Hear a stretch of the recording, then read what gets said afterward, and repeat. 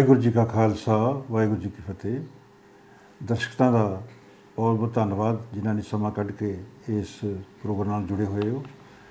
ਅੱਜ ਅਸੀਂ ਜੋ Bhai Gurdas institute of advance Sikh studies Anandpur Sahib ਜਿਸ ਦੀ ਬੁਨਿਆਦ 1999 ਵਿੱਚ ਰੱਖੀ ਗਈ ਸੀ, ਉਸ ਵੱਲੋਂ ਜੋ ਲਗਾਤਾਰ ਖੋਜ ਦੇ ਕਾਰਜ ਵੱਖ-ਵੱਖ ਖੇਤਰਾਂ ਦੇ ਨਾਲ ਸੰਬੰਧਿਤ ਜੋ ਸਾਡੀਆਂ ਸਿੱਖ ਸੰਸਥਾਵਾਂ ਕੰਮ ਕਰ ਰਹੀਆਂ ਨੇ ਉਹਨਾਂ ਬਾਰੇ ਅਤੇ ਹੋਰ ਜੋ ਭਵਿੱਖ ਦੇ ਏਜੰਡੇ ਨੇ ਉਸ ਬਾਰੇ ਵਿਚਾਰ ਕਰਾਂਗੇ।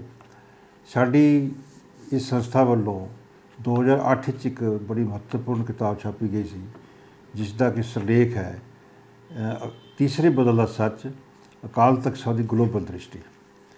ਇਸ ਕਿਤਾਬ ਨੂੰ ਛਾਪਣ ਦਾ ਮੁੱਖ ਪ੍ਰਯੋਜਨ ਇਹ ਸੀ ਕਿ ਜਿਵੇਂ ਅਕਾਲ ਤਖ਼ਤ ਸਾਹਿਬ ਹੋਰ ਸਿੱਖ ਸੰਸਥਾਵਾਂ ਦਾ ਸਰਵਉੱਚ ਸੰਸਥਾ ਹੈ, ਉਸ ਦਾ ਕੀ ਆਧਾਰ ਹੈ, ਉਹ ਸੰਸਥਾ ਅਕਾਲ ਤਖ਼ਤ ਦਾ ਕੀ ਇਤਿਹਾਸ ਹੈ। ਕਿਉਂਕਿ ਅਸੀਂ ਮਹਿਸੂਸ ਕਰਦੇ ਹਾਂ ਕਿ ਹਰ ਧਰਮ ਦੇ ਵਿੱਚ ਹਰ ਜੋ ਵੀ ਜਥੇਬੰਦ ਧਰਮ ਹੈ ਉਸ ਦੀ ਇੱਕ ਕੇਂਦਰੀ ਧਰਮ ਸੰਸਥਾ ਹੁੰਦੀ ਹੈ ਜੋ ਧਰਮ ਦੇ ਉਸ ਸੰਸਥਾ ਦੇ ਕਾਰਜ ਹੁੰਦੇ ਨੇ ਜਾਂ ਜੋ ਧਰਮ ਦਾ ਉਦੇਸ਼ ਹੁੰਦੇ ਨੇ ਉਸ ਨੂੰ ਅੱਗੇ ਲੈ ਕੇ ਜਾਣ ਵਾਸਤੇ ਆਪਣਾ ਯਤਨ ਕਰਦੇ ਨੇ। ਅਕਾਲ ਤਖ਼ਤ ਸਾਹਿਬ ਗੁਰੂ ਹਰਗੋਬਿੰਦ ਸਾਹਿਬ ਦੁਆਰਾ ਸਥਾਪਿਤ ਕੀਤਾ ਗਿਆ ਸੀ।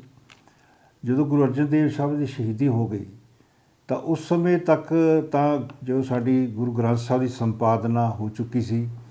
ਇਸ ਦ੍ਰਿਸ਼ਟੀਕੋਣ ਤੋਂ ਵੇਖਿਆ ਇੱਕ ਧਰਮ ਆਪਣੇ ਆਪ 'ਚ ਕੰਪਲੀਟ ਹੋ ਜਾਂਦਾ ਹੈ ਜਦੋਂ ਉਹਦੇ ਕੋਲ ਅਹਿਲੇ ਕਿਤਾਬ ਆ ਜਾਂਦੀ ਹੈ ਅਤੇ ਉਹਦੀ ਸੰਸਥਾਵਾਂ ਸਿਰਜੀਆਂ ਜਾਂਦੀਆਂ ਨੇ।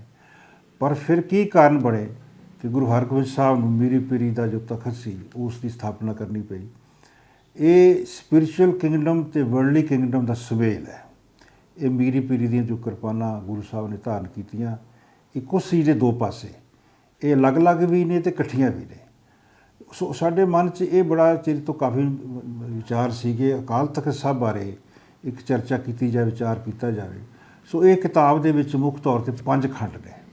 ਕਾਫੀ ਵੱਡੀ ਕਿਤਾਬ ਹੈ ਔਰ ਮੈਂ ਮਹਿਸੂਸ ਕਰਦਾ ਕਿ ਜਦੋਂ ਇਤਿਹਾਸ ਦੇ ਵਿੱਚ ਇਸ ਅਕਾਲ ਤਖ਼ਤ ਸਾਹਿਬ ਦਾ ਇਤਿਹਾਸ ਜ਼ਰੂਰ ਲਿਖਿਆ ਗਿਆ ਹੈ, ਲੇਕਿਨ ਇਹਦਾ ਫਿਲੋਸਫੀਕਲ ਆਧਾਰ ਕੀ ਹੈ, ਇਹ ਕਿਸ ਮਕਸਦ ਵਾਸਤੇ ਗੁਰੂ ਹਰਗੋਬਿੰਦ ਸਾਹਿਬ ਨੇ ਸਿਰਜਿਆ ਸੀ ਅਤੇ ਇਸ ਦਾ ਆਉਣ ਵਾਲੇ ਸਮੇਂ ਜਾਂ ਮਤਲਬ 300 350 400 ਸਾਲ ਦਾ ਕੀ ਇਤਿਹਾਸ ਹੈ, ਇਸ ਬਾਰੇ ਇਹਦੀ ਵਰਤਮਾਨ ਦੀ ਜਿਹੜੀ ਭੂਮਿਕਾ ਹੈ ਉਸ ਬਾਰੇ ਅਸੀਂ ਇਸ ਕਿਤਾਬ ਜ਼ਿਕਰ ਕੀਤਾ। ਕਿਉਂਕਿ ਇਹ ਇੱਕ ਹੋਰ ਜਿਹੜਾ ਵਿਚਾਰ ਬੜਾ ਮਹੱਤਵਪੂਰਨ ਹੈ ਉਹ ਹੈ ਕਿ ਇਹ ਅਕਾਲ ਤਖ਼ਤ ਸਾਹਿਬ, ਜਿਵੇਂ ਭਾਈ ਕਾਹਨ ਸਿੰਘ ਨਾਭਾ ਵੀ ਆਪਣੇ ਮਹਾਨ ਕੋਸ਼ ਲਿਖਦੇ ਨੇ ਕਿ ਇਹ ਸਿੱਖ ਪੰਥ ਦਾ ਰਾਜ ਸਿੰਘਾਸਣ ਹੈ। ਇਹ ਆਪਣੇ ਆਪ ਦੇ ਬੜੀ ਮਹੱਤਵਪੂਰਨ ਗੱਲ ਹੈ ਅਤੇ ਅਸੀਂ ਇਸ ਨੂੰ ਅੱਗੇ ਜਾ ਕੇ ਜਦੋਂ ਹੋਰ ਐਵੋਲੂਸ਼ਨ ਹੁੰਦਾ ਹੈ ਤਾਂ ਅਸੀਂ ਕਹਿ ਸਕਦੇ ਹਾਂ ਕਿ ਗੈਰ ਰਾਜੀ ਸਰਕਾਰੇ ਖਾਲਸਾ ਦਾ ਤਖ਼ਤ ਹੈ। ਸਾਡੇ ਕੋਲ ਸਰਕਾਰਾਂ ਰਾਜ ਹੋਣ ਚਾਹੇ ਨਾ ਹੋਣ, ਉਹ ਵੱਖਰਾ ਪੋਲੀਟੀਕਲ ਇਸ਼ੂ ਹੈ, ਲੇਕਿਨ ਜੋ ਸਾਡਾ ਸਿਧਾਂਤਕ ਅਤੇ ਫਿਲੋਸਫੀਕਲ ਅਤੇ ਗੁਰੂ ਗ੍ਰੰਥ ਸਾਹਿਬ ਦੀਆਂ ਜੋ ਸਿੱਖਿਆਵਾਂ, ਜੋ ਸਿਧਾਂਤ ਨੇ, ਉਸ ਨੂੰ ਜੋ ਅੱਗੇ ਲੈ ਕੇ ਜਾਣਾ ਅਸੀਂ, ਤਾਂ ਉਹਦਾ ਜੋ ਮਹੱਤਵਪੂਰਨ ਆਧਾਰ ਹੈ ਉਹ ਅਕਾਲ ਤਖ਼ਤ ਸਾਹਿਬ ਹੈ। ਸੋ ਅਸੀਂ ਇਸ ਬਾਰੇ ਜਦੋਂ ਵਿਚਾਰ ਕਰਦੇ ਹਾਂ ਤਾਂ ਪਹਿਲੇ ਖੰਡ ਦੇ ਵਿੱਚ ਤਾਂ ਅਕਾਲ ਤਖ਼ਤ ਸਾਹਿਬ ਦੀ ਸ਼ਖਸੀਅਤ ਕੀ ਹੈ, ਇਹਦਾ ਸਿਧਾਂਤਕ ਔਰ ਜਿਹੜਾ ਇਤਿਹਾਸਕ ਆਧਾਰ ਕੀ ਹੈ ਉਸ ਬਾਰੇ ਜ਼ਿਕਰ ਕੀਤਾ ਗਿਆ। ਦੂਸਰੇ ਖੰਡ ਦੇ ਵਿੱਚ ਇਸ ਦੇ ਬਾਰੇ ਜੋ ਅਸੀਂ ਵਿਸ਼ਵ ਸਰੋਕਾਰ ਕੀ ਨੇ, ਅਕਾਲ ਤਖ਼ਤ ਸਾਹਿਬ ਦੀ ਰੂਹਾਨੀਅਤ ਹੈ, ਵਿਸ਼ਵ ਗਿਆਨ ਹੈ, ਵਿਸ਼ਵ ਨਿਆਂ ਹੈ, ਵਿਸ਼ਵ ਨੈਤਿਕਤਾ ਹੈ। ਕਿਉਂਕਿ ਅਕਾਲ ਤਖ਼ਤ ਸਾਹਿਬ ਜਿੱਥੇ ਅਸੀਂ ਮਹਿਸੂਸ ਕਰਦੇ ਹਾਂ ਕਿ ਸਿੱਖ ਪੰਥ ਦੇ ਇਹ ਕਸਟੋਡੀਅਨ ਦੇ ਤੌਰ 'ਤੇ ਸਿੱਖ ਇਸਦੇ ਜਿਹੜੇ ਲਿਗੇਸੀ ਹੈ, ਵਿਰਾਸਤ ਹੈ ਸਾਡੇ ਇਤਿਹਾਸ ਦੀ ਸਿਧਾਂਤਕ 'ਤੇ, ਲੇਕਿਨ ਇਸ ਨੂੰ ਅੱਗੇ ਲਿਜਾ ਕੇ ਕਿਸ ਢੰਗ ਦੇ ਨਾਲ ਇਸ ਨੇ ਅੱਗੇ ਜਾ ਕੇ ਅਕਾਲ ਤਖ਼ਤ ਸਾਹਿਬ ਨੇ ਦੁਨੀਆ ਨੂੰ ਲੀਡ ਕਰਨਾ ਹੈ। ਕਿਉਂਕਿ ਜਿਹੜਾ ਸਾਡਾ ਫਲਸਫਾ ਹੈ ਉਹ ਹੀ ਬ੍ਰਹਿਮੰਡੀ ਪਰਿਪੇਖ 'ਚ ਹੈ। ਉਹ ਜਿਹੜਾ ਫਲਸਫਾ ਗੁਰੂ ਗ੍ਰੰਥ ਸਾਹਿਬ ਦਾ ਹੈ ਉਹ ਕੁਦਰਤ ਵਾਂਗ, ਬ੍ਰਹਿਮੰਡ ਵਾਂਗ ਇਹ ਸਾਰੇ ਵਿਸ਼ਵ ਨੂੰ ਪ੍ਰਭਾਵਿਤ ਕਰਦਾ ਹੈ। ਇਸ ਬਾਰੇ ਅਸੀਂ ਅੱਗੇ ਹੋਰ ਸਾਰੀ ਕਿਤਾਬਾਂ ਚਰਚਾ ਕੀਤੀ ਹੋਈ ਹੈ ਔਰ ਦੁਨੀਆ ਦੇ ਹੋਰ ਸਕਾਲਰ ਜਿਹੜੇ ਨੇ ਉਹ ਵੀ ਇਸ ਗੱਲ ਨੂੰ ਬਹੁਤ ਮੰਨਦੇ ਨੇ ਕਿ ਗੁਰੂ ਗ੍ਰੰਥ ਸਾਹਿਬ ਦਾ ਫਲਸਫਾ ਜਿਹੜਾ ਹੈ ਇਹ ਵਿਸ਼ਵ ਨੂੰ ਦਿਸ਼ਾ ਦੇਣ ਵਾਲਾ ਹੈ। ਸੋ ਇਸ ਦੇ ਦੂਸਰੇ ਖੰਡ ਦੇ ਵਿੱਚ ਜੋ ਨਿਆਂ, ਗਿਆਨ, ਰੂਹਾਨੀਅਤ, ਨੈਤਿਕਤਾ ਔਰ ਇਸ ਬਾਰੇ ਜਿਹੜੇ ਵੱਖ-ਵੱਖ ਵਿਸ਼ੇ ਡਿਸਕਸ ਕੀਤੇ ਗਏ ਨੇ, ਇਹ ਮੈਂ ਸਮਝਦਾ ਕਿ ਇਸ ਅਕਾਲ ਤਖ਼ਤ ਦੀ ਗਲੋਬਲ ਦ੍ਰਿਸ਼ਟੀ ਨੂੰ ਅੱਗੇ ਲੈ ਕੇ ਜਾਂਦੇ ਨੇ।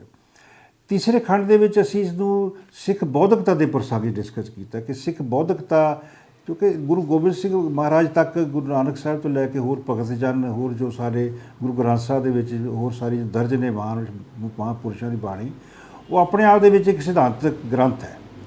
ਲੇਕਿਨ ਉਸ ਦੇ ਨਾਲ ਇੱਕ ਸਾਡੀ ਜਿਹੜੀ ਪਰੰਪਰਾ ਚੱਲ ਰਹੀ ਹੈ ਵਿਦਵਾਨਾਂ ਦੀ, ਉਸ ਦਾ ਡਿਸਕਸ ਕਰਨਾ ਬੜਾ ਜ਼ਰੂਰੀ ਸੀ। ਅਸੀਂ ਫਿਰ ਇਹਨੂੰ ਹਿਸਟਰੀਓਗ੍ਰਾਫੀ ਆਫ ਸਿੱਖ ਇੰਟੈਲੈਕਚੁਅਲਿਜ਼ਮ ਦਾ ਦਿੱਤਾ ਹੈ।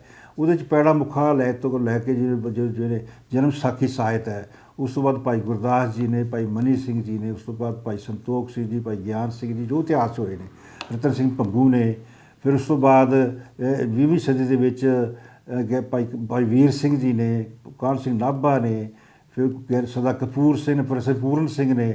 ਇਸ ਲਈ ਵਰਤਮਾਨ ਤੱਕ ਜਿਹੜੇ ਸਾਡੇ ਵਿਦਵਾਨ ਨੇ, ਉਹਨਾਂ ਬਾਰੇ ਅਸੀਂ ਇਸ ਦੀ ਸਾਰੀ ਉਹਨਾਂ ਦੀ ਸ਼ਖਸੀਅਤ, ਉਹਨਾਂ ਦੇ ਦੇਣ, ਉਹਨਾਂ ਦੀ ਜੋ ਵਿਚਾਰ ਨੇ, ਉਹਨਾਂ ਨੂੰ ਅਕਾਲ ਤਖਤ ਸਾਹਿਬ ਦੇ ਪ੍ਰਸੰਗ ਦੇ ਵਿੱਚ ਅਸੀਂ ਵਿਚਾਰ ਕੀਤਾ। ਕਿਉਂਕਿ ਅਕਾਲ ਤਖਤ ਸਾਹਿਬ ਦੀ ਜੇ ਮੂਲ ਮੁੱਦਾ ਸਿਧਾਂਤਕ, ਸੰਸਥਾਤਮਕ ਅਤੇ ਇਸ ਦਾ ਜਿਹੜਾ ਪੋਲੀਟੀਕਲ ਅਤੇ ਸੋਸ਼ੋ ਪੋਲੀਟੀਕਲ ਔਰ ਰਿਲੀਜੀਅਸ ਜੋ ਪਰਿਪੇਖ ਹੈ, ਉਸ ਨੂੰ ਅਸੀਂ ਉਹਦੇ ਸਾਡੇ ਵਿਦਵਾਨਾਂ ਨੇ ਕਿਸ ਤਰੀਕੇ ਨਾਲ ਇਸ ਨੂੰ ਅੱਗੇ ਲੈ ਕੇ ਗਏ ਨੇ, ਇਹ ਤੀਸਰੇ ਖੰਡ ਦੇ ਵਿੱਚ।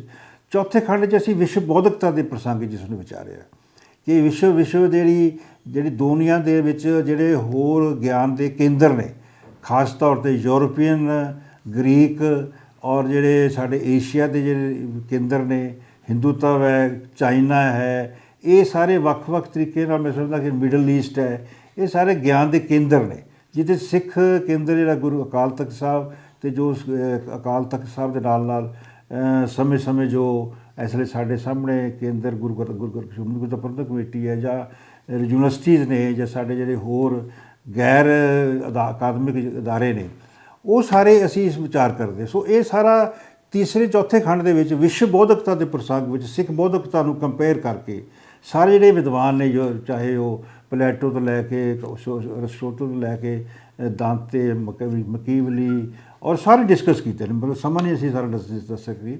ਸੋ ਇਹ ਚੌਥੇ ਖੰਡ ਦੇ ਵਿੱਚ ਸਾਰਾ ਇਸ ਨੂੰ ਡਿਸਕਸ ਕਰਕੇ ਅਸੀਂ ਅਕਾਲ ਤਖਤ ਸਾਹਿਬ ਦੀ ਸ਼ਕਤੀ ਔਰ ਸਿੱਖ ਬੌਧਿਕਤਾ ਲਿਆ ਕੇ ਅਸੀਂ ਇਸ ਨੂੰ ਅੱਗੇ ਜਾ ਕੇ ਲੈ ਕੇ ਗਏ।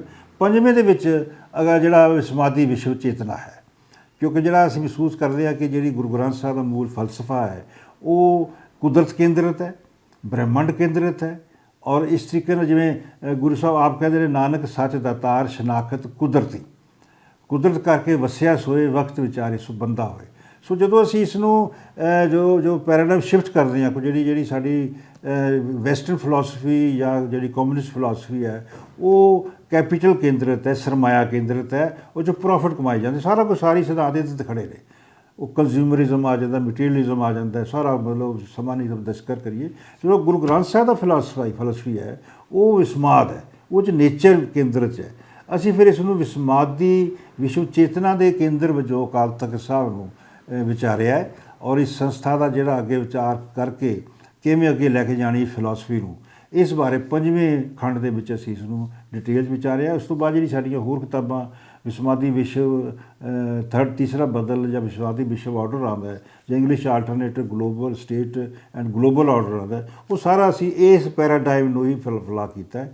ਸੋ ਮੈਂ ਮਹਿਸੂਸ ਕਰਦਾ ਕਿ ਇਹ ਜਿਹੜੀ ਕਿਤਾਬ ਹੈ, ਇਹ ਬਹੁਤ ਹੀ ਗੰਭੀਰ ਚਿੰਤਨ ਦੀ ਮੰਗ ਕਰਦੀ ਹੈ, ਡਿਬੇਟ ਦੀ ਮੰਗ ਕਰਦੀ ਹੈ। ਵਿਦਵਾਨਾਂ ਨੂੰ ਅਸੀਂ ਬੇਨਤੀ ਵੀ ਕੀਤੀ, ਇਸ ਵਾਰ ਸੈਮੀਨਾਰ ਵੀ ਹੋਏ ਸਨ, ਇਸ ਨੂੰ ਡਿਕੋਡ ਕੀਤਾ ਜਾਏ, ਫਿਲਾਸਫੀਕਲ ਡਿਸਕਸ। ਕੋ ਜਦੋਂ ਫਿਲਾਸਫੀ ਸਾਡੀ ਸਪਸ਼ਟ ਹੋਏਗੀ, ਸਾਡਾ ਸਿਧਾਂਤ ਸਪਸ਼ਟ ਹੋਏਗਾ, ਸਾਡੀਆਂ ਸੰਸਥਾਵਾਂ ਵੀ ਜਿਹੜੀਆਂ ਨੇ ਉਸ ਅਨੁਸਾਰ ਕੰਮ ਕਰਨਗੀਆਂ। ਸਾਡੀ ਜਿਹੜੀਆਂ ਰਾਜਨੀਤੀ, ਸਾਡੇ ਧਰਮ ਕੇਂਦਰ, ਸਾਡੀਆਂ ਵਿੱਦਿਆ, ਸਾਡੀ ਆਰਥਿਕਤਾ, ਸਾਡਾ ਸੱਭਿਆਚਾਰ, ਸਾਡੀ ਜਿਹੜੀ ਹੋਰ ਸਾਰੀਆਂ ਇੰਸਟੀਟਿਊਸ਼ਨਸ ਨੇ, ਸਾਡੀ ਯੂਥ ਹੈ, ਇਹਨਾਂ ਨੂੰ ਪੂਰੀ ਤਰ੍ਹਾਂ ਜਦ ਤੱਕ ਅਸੀਂ ਇੱਕ ਆਧਾਰ ਦਿੱਤਾ ਸਾਡੀ ਬੌਧੀਜੀਵੀ ਨੇ। ਸੋ ਮੈਂ ਸਮਝਦਾ ਕਿ ਆਪਣੇ ਆਪ ਦੇ ਵਿੱਚ ਇੱਕ ਵੱਡਾ ਸਿਧਾਂਤਕ ਆਧਾਰ ਦਿੰਦੀ ਹੈ ਅਕਾਲ ਤਖਤ ਸਾਹਿਬ ਨੂੰ ਕੇਂਦਰ 'ਚ ਰੱਖ ਕੇ। ਇਸੇ ਕਰਕੇ ਇਸ ਨੂੰ, ਕਿਉਂਕਿ ਜਿਹੜਾ ਤੀਸਰ ਪੰਥ ਚਲਾਇਆ ਗੁਰੂ ਸਾਹਿਬ ਨੇ, ਭਾਈ ਗੁਰਦਾਸ ਜੀ ਵੀ ਕਹਿੰਦੇ ਨੇ, ਉਹ ਧਰਮਾਂ ਦੇ ਪ੍ਰਸੰਗ ਵਿੱਚ ਹੈ। ਇੱਕ ਸਾਮੀ ਟ੍ਰੈਡੀਸ਼ਨ ਹੈ, ਇੱਕ ਗੈਰ ਸਾਮੀ ਟ੍ਰੈਡੀਸ਼ਨ ਹੈ। ਲੇਕਿਨ ਜਦੋਂ ਅਸੀਂ ਵਿਚਾਰਧਾਰਕ ਦ੍ਰਿਸ਼ਟੀਕੋਣ ਤੋਂ ਵੇਖਦੇ ਹਾਂ ਤਾਂ ਜਿਹੜਾ ਤੀਸਰਾ ਬਦਲ ਆਉਣਾ ਹੈ, ਉਹ ਅਕਾਲ ਤਖਤ ਸਾਹਿਬ ਨੇ ਇਸ ਨੂੰ ਕਿਵੇਂ ਅੱਗੇ ਲੈ ਕੇ ਜਾਣਾ ਹੈ, ਇਹ ਅਸੀਂ ਅਕਾਲ ਤਖਤ ਸਾਹਿਬ ਦੇ ਜਥੇਦਾਰ ਸਾਹਿਬਾਨ ਵਾਸਤੇ ਔਰ ਜਿਹੜੀ ਸਾਡੀ ਇੰਸਟੀਟਿਊਸ਼ਨਸ ਨੇ ਉਹਨਾਂ ਨੇ ਕਿਵੇਂ ਇਸ ਨੂੰ ਅੱਗੇ ਲੈ ਕੇ ਜਾਣਾ ਹੈ। ਸੋ ਇਸ ਵਾਸਤੇ ਅਸੀਂ ਇੱਕ ਪੁਸਤਕ 2008 ਛਾਪੀ ਸੀ। ਇਸ ਨੂੰ 15 ਸਾਲ ਹੋ ਗਏ ਨੇ, ਚਰਚਾ ਚੱਲਦੀ ਰਹਿੰਦੀ ਹੈ। ਮੈਂ ਮਹਿਸੂਸ ਕਰਦਾ ਕਿ ਆਉਣ ਵਾਲੇ ਸਮੇਂ ਦੇ ਵਿੱਚ ਵਿਸ਼ਵ ਪੱਧਰ ਤੱਕ ਜਿਹੜੀ ਸਾਡੀ ਯੂਨੀਵਰਸਿਟੀਜ਼ ਨੇ, ਸਾਡੇ ਵਿਦਿਅਕ ਅਦਾਰੇ ਨੇ, ਸਾਡੇ ਧਾਰਮਿਕ ਅਦਾਰੇ ਨੇ, ਸਾਡੇ ਪ੍ਰਚਾਰਕ ਨੇ, ਉਹਨਾਂ ਨੂੰ ਇਸ ਬਾਰੇ ਚਰਚਾ ਕਰਕੇ ਵਿਚਾਰ ਕਰਕੇ ਅੱਗੇ ਲੈ ਕੇ ਜਾਣਾ, ਤਾਂ ਜੋ ਅਸੀਂ ਸਿੱਖ ਪੰਥ ਦੀ ਚੜ੍ਹਦੀ ਕਲਾ ਔਰ ਮਾਨਵਤਾ ਦੀ ਚੜ੍ਹਦੀ ਕਲਾ ਰੱਖ ਸਕੀਏ। ਵਾਹਿਗੁਰੂ ਜੀ ਕਾ ਖਾਲਸਾ, ਵਾਹਿਗੁਰੂ ਜੀ ਕੀ ਫਤਿਹ।